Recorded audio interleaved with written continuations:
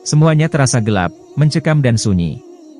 Namun penggambarannya juga masih belum begitu jelas karena seolah-olah semua hampa dan asing.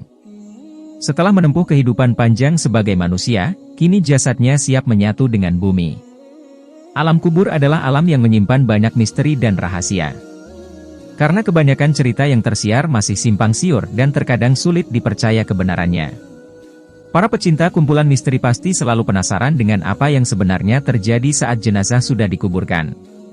Bayangan-bayangan tentang siksa kubur yang mengerikan pun saling melintas berbaur dengan ingatan masa kecil yang dikisahkan oleh para guru agama.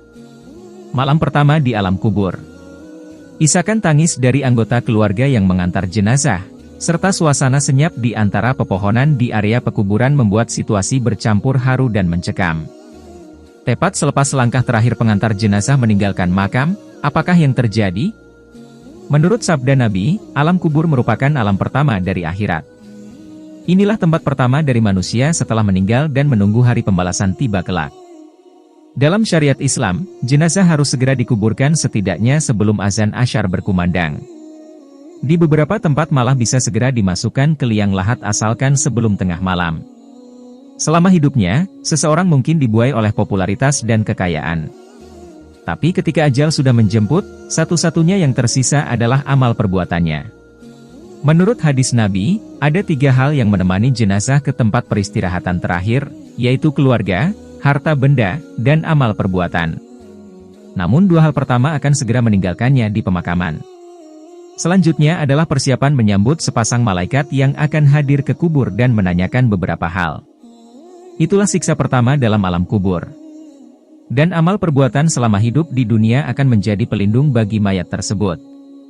Lalu, apa sajakah yang ditanyakan oleh kedua malaikat tersebut?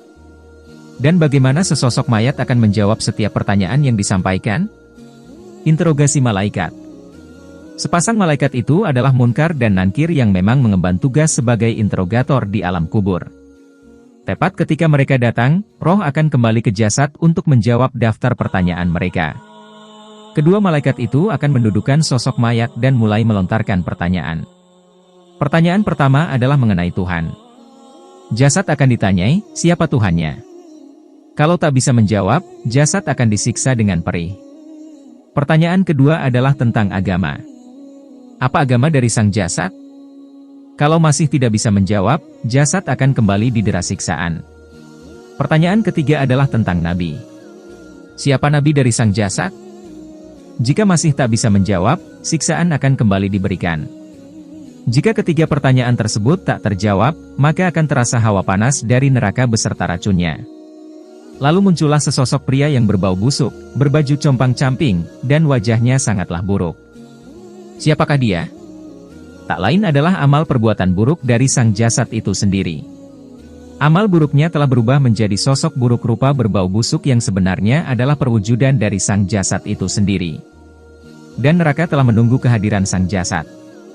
Selama menunggu hari pembalasan itulah, sang jasad akan berkali-kali menderita siksa kubur yang teramat pedih dan tak pernah terbayangkan sebelumnya.